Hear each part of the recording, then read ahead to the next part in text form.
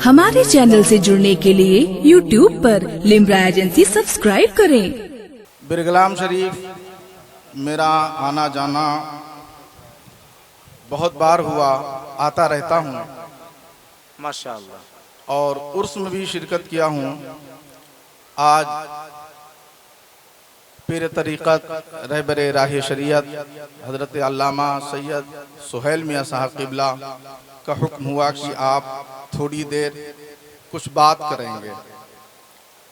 वक्त बहुत कम है और कोई भी बात करने के लिए वक्त दरकार है, तब जाकर के कोई सही तौर पर कोई मफ़हूम समझाया रखा जा सकता है।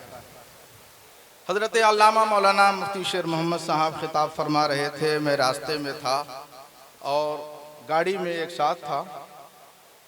कुछ बातों पर मैं उनसे डिस्कस कर रहा था और कुछ बातें मैं उनसे रख रहा था। बात मैं ये कर रहा था कि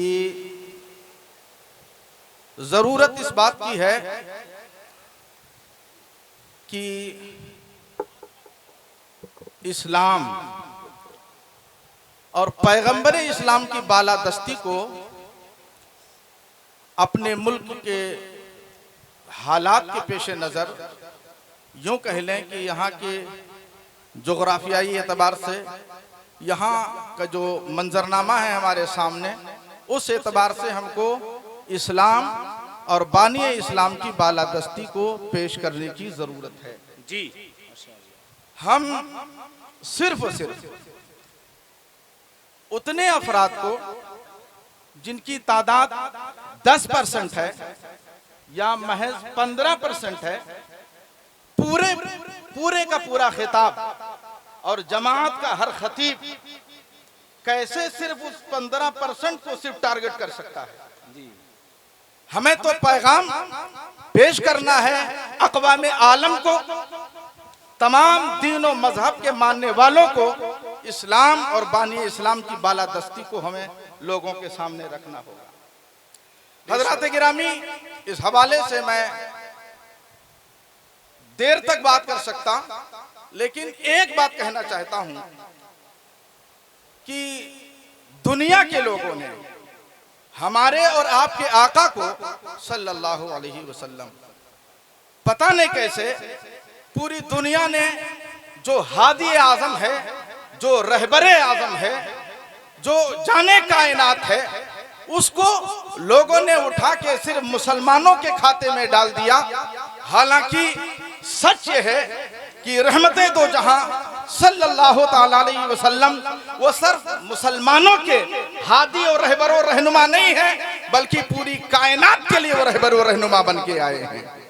और सबको इस बात को तस्लीम करना चाहिए। मैं किसी वाक़े के तह में जाए बगैर मैं इशारे में इतना बताऊं और कह जाऊं और लोगों को इस ताल्लुक से सोचने के लिए एक दावते फिक्र दूं। हज़रात गिरामी, ये पैगंबर आखिरुज़्ज़मा सल्लल्लाहु ताला अलैहि वसल्लम है जो सिर्फ तन्हा मुस्लिम कम्युनिटी के लिए कोई काम नहीं करते हैं, बल्कि जब भी माशरे के हवाले से, सोसाइटी के हवाले से जब भी कोई इक़दाम फरमाते हैं तो पूरी अक़वाम आलम के लिए सरकारे दो जहां काम करते हुए नजर आते हैं। जी जी जी, कभी पैगंबर ने सिर्फ एक कम्युनिटी के लिए काम नहीं किया है। आप पैगंबर की सीरत को जरा उठा के तो देखें। वो कबीले बनी मखजूम की औरत का मामला हो, जिसके चोरी करने की बुनियाद पर हाथ काटने का मसला था, पैगंबर ने अगर ये इरशाद फरमा करके दुनिया को हैरत में डाला है कि मोहम्मद की बेटी फातिमा भी चोरी करती तो मैं उसके भी हाथ काट देता। पैगंबर का ये इरशाद मुस्लिम कम्युनिटी को फायदा पहुंचाने के लिए नहीं है, बल्कि पूरे माशरे में अमन पैदा करने के लिए है। जी, पूरी सोसाइटी को अमन का पैगाम देने के लिए है। और मैं तो एक बात और कहता हूँ, जिस कानून को कानून इस्लाम कहा जाता है, हकीकत ये है वो कानून इस्लाम नहीं, वो वही कानून अमन है, वही कानून सुकून है, वही कानून सुलह है जिसको कानून इस्लाम कहा जाता है। हकीकत यह है कि वो इस्लामी कानून सिर्फ एक निस्बत की बुनियाद पर कहा जाता, मगर पैगंबर का हर लाया हुआ कानून वो कानून अमन है। चाहे वो दुनिया के किसी मुल्क में बसने वाला इंसान हो, अगर पैगंबर के लाए हुए कानून को सीने और कलेजे से लगाया और माशरे की सतह पे अगर उसको उतार दिया गया तो पूरा मुल्क और पूरा माशरा अमन का गहवारा बन जाएगा।